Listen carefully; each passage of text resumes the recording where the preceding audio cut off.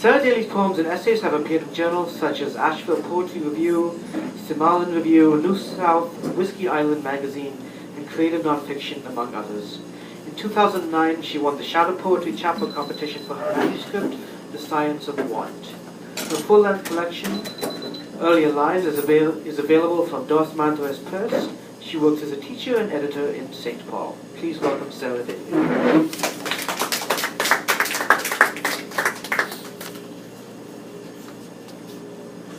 Apparently I'm shorter than everyone else. Apparently. This is not surprising, as that's usually the case. Today I'm going to read you a few poems that are mostly from my collection Earlier Lives, but I have two that are from something I'm in the middle of working on right now.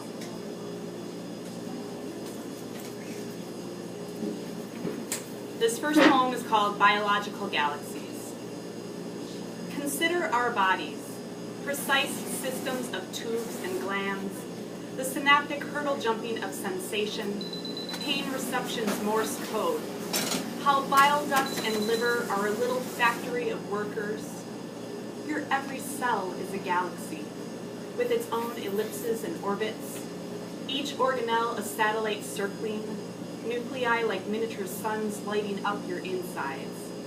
You carry oceans within, comprised of water as you are. Your pulse is the universe's rhythm, that interaction of gases and matter and heat.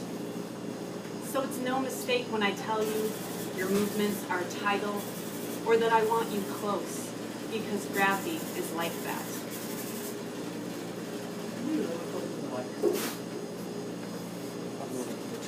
Can we move it back a little bit? Because otherwise it's like...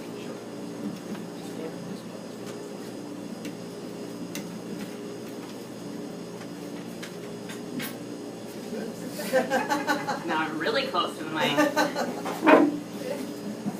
that better? Sure, that sounds great. Okay. This poem is called You Were a Country. You were a country I once bordered, your palm half a globe. I could see the curve of mountains there, a swift slash of river. Now I make my hands small moons and feel how heavy emptiness can be. Make me a map to you, draw dark arrows of direction that like a compass always point north, for I feel so lost in the wildness of now.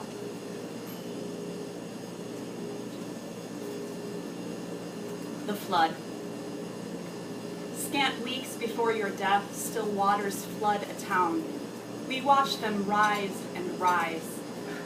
It is the abandoned animals that hurt you the most, more than the people who had the choice to leave.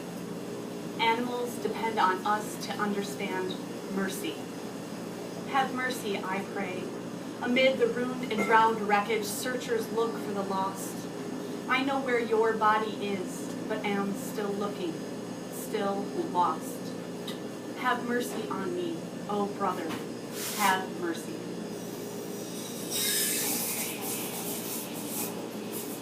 Submission to emptiness.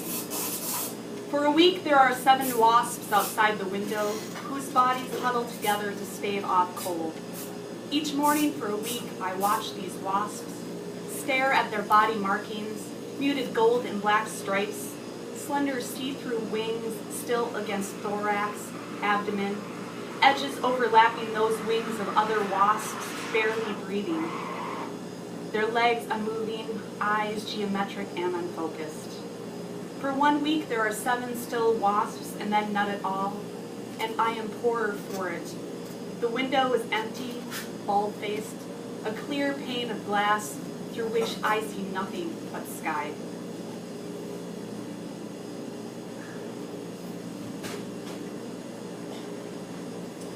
The Fruit Flies, Part 3. For those of you familiar with my work, I'm kind of obsessed with insects and Gregor Mendel and all things science related. So in this book there's a series of poems about fruit flies. This is the 3rd one in it.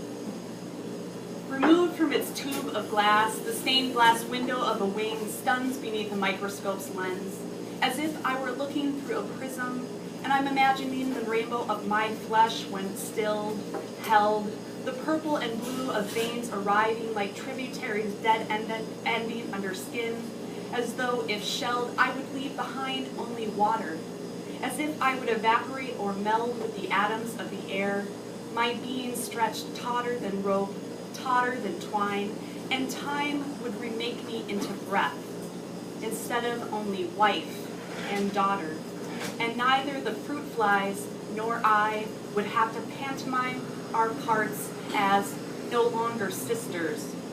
Learn to replace we are with I'm. This poem is called Salvo. Despite having marked the box for yes, the doctors find so little of you savable. Just your corneas, some ligaments, fragments of your body which had been my gift once, held gently, small in your blanket, and I not much bigger. You would save no one's life. I am supposed to be comforted by, as the dictionary defines it, preventing your waste, but will not go to the donor banquet, can't bear your eyes in someone else's face, even if this means some part of you has been reclaimed and preserved for future use.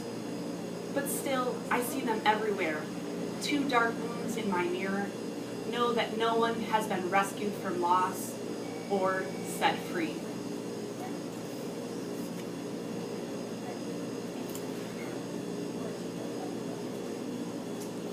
If I were in San Diego. Flowers make a mockery of grief, insisting as they do on a beauty inextricably linked with death. Yet I buy them anyway. 2 orange ones, like the color of your crashed bike, leave them to twist like twin suffocating fish on your black granite headstone, small sun sparking on the lawn.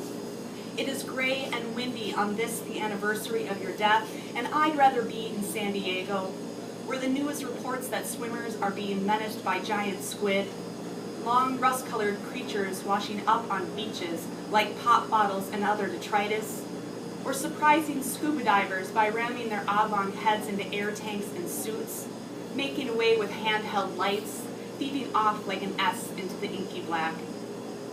Even if I were the diver, having to fight the tentacles' clumsy attempts at embrace, their swinging force that which all first love has, and its same risk of drowning, I'm sure it would be safer than this. If I were in San Diego instead of in front of your grave, I'd have anger instead of grief, tight like a corkscrew in the gut. Anger like a downed wire, its electricity still sparking on the asphalt.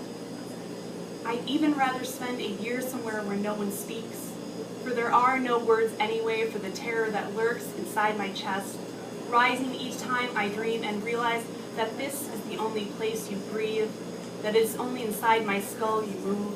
It is only the synapses singing, not your voice that I hear. Just the firing of neurons through the midbrain. You, my fishhook, my killing need. You leave my heart an empty hospital bed, devoid of sheets. You leave me leafless, a tree in November, broken, a sidewalk shaped by maple roots, an airplane hangar with grass pushing through cement. You leave me a swath of black tar with no headlights. You leave me and leave and leave. And I am still here, not in San Diego, where there would be no one to know that I had once a brother who liked the color orange and Canadian whiskey and open stretches of highway where you couldn't see past the curve.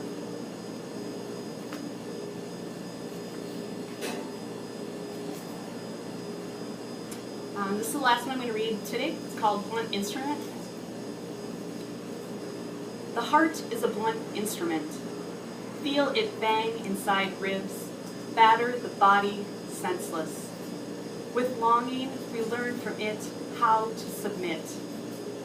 The sharp edge of him as he turns away, not a circle, but an arc, undefined, a curvature carved from your center, how you will bleed when he goes.